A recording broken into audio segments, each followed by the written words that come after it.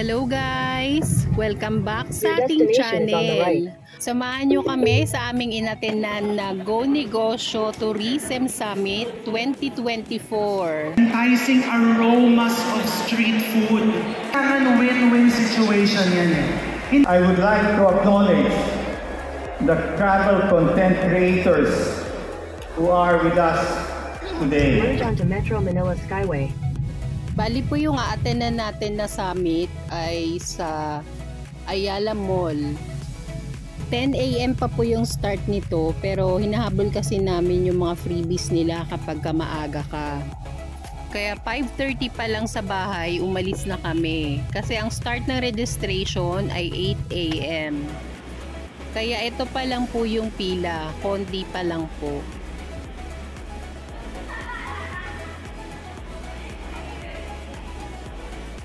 Since kasama ko si Daddy, libro yung kinuha niya kasi isa lang yung pwede mong makuwang freebies. It's either yung t-shirt, yung Go Negosyo t-shirt, or yung business book.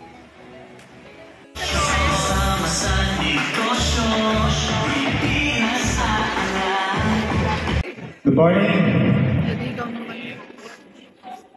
First of all, I would like to greet our First Lady, Lisa Arneta Marcos.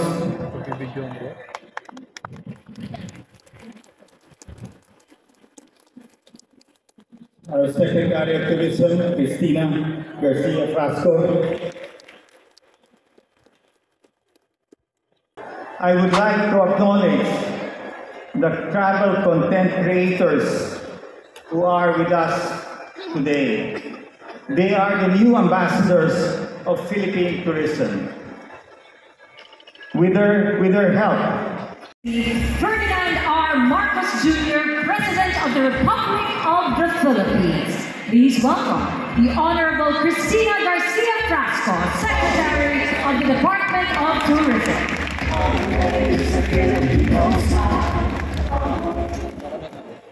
First Lady Liz Arneta Marcos, Mr. Joey Concepcion, founder of Go Negosyo.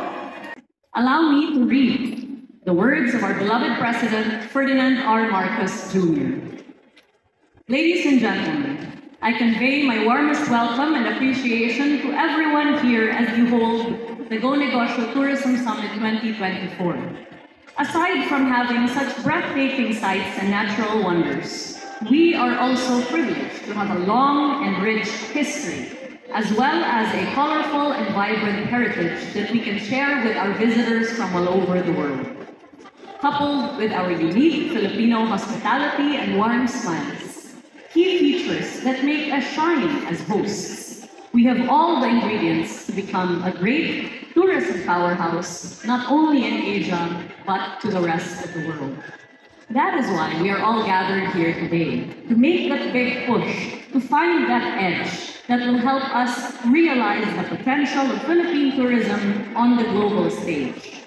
And if we really look closely, we will realize that we can find them in the products, services, and experiences that make every tourist visit memorable, unique, and worthwhile. The Department of Tourism is well aware of the situation and as such has been focusing on the realization of its goals under the National Tourism Development Plan 2023 to 2028.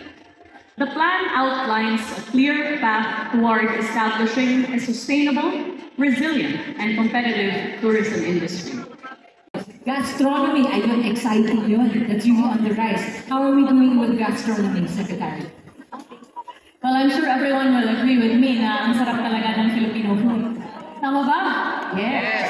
And there is so much that the Philippines has to offer in terms of our already world-renowned cuisines such as adobo, sinigang, balut, halo-halo even, as well as our regional cuisines that are emerging from our destinations. And that's also why we really appreciate our content creators who highlight the regional flavors that we have to offer. So in terms of gastronomy, this has been identified as a priority tourism program under the National Tourism Development Plan.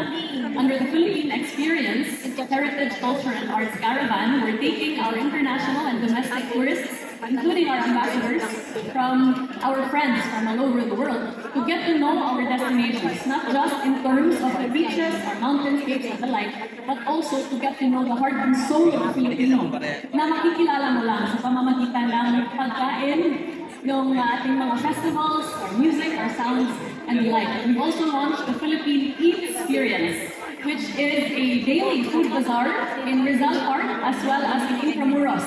You can go there with your families and get to taste cuisines from all over the country. In addition to that, we're very pleased to announce that to bring the Filipino food at the forefront of global consciousness, the Philippines is hosting the very first United Nations Tourism Gastronomy Forum for Asia Pacific, wherein we will be hosting tourism ministers from all over the world, as well as highlighting the work of our world-renowned chefs and our regional chefs to really make a case for Filipino food to be at the forefront of Filipino tourism and the global preference of our travelers. United Nations gastronomy tourism. That's very, very exciting. It's really about Filipino gastronomy on a global scale. Wow. We've got to face challenges with courage and keep a positive attitude. You know, every obstacle is actually a hidden opportunity waiting to be discovered. We just need to think outside the box, get creative, and stay committed to turning setbacks into stepping stones toward success. It was also during the pandemic when I started creating online content to help fellow Filipinos generate income by sharing recipes and tips for creating and selling quality products. In my content, I always tell my viewers, doon ka kung saan ka masaya. Kung namamahalan ka sa isang ingredient, pagpan mo lang mas mura para masaya ka at masaya yung mga customers mo. Then 2 years ago, I started sharing my travels on my content, highlighting dishes that inspire me from various regions. To increase gastronomy offerings para ma-push ang ating Philippine tourism. Pero back to basics, ano ang ang unang takot usually ng isang entrepreneur when it comes to a food business? And how can you address it? Well, syempre yung investment, yung unang takot eh. So Pupuntahan ba ako ng tao? how do you overcome? Well, ako kasi, kailangan win-win situation yan eh. Hindi lang dapat ikaw ang mag-win-win. Dapat pati customers mo, the local community, mananalo sa kung ano man ang sisimulan mo. So yun yung ginawa namin. Nagsimula ako ng cake shop, maliit na cafe, not just for myself, but for the community.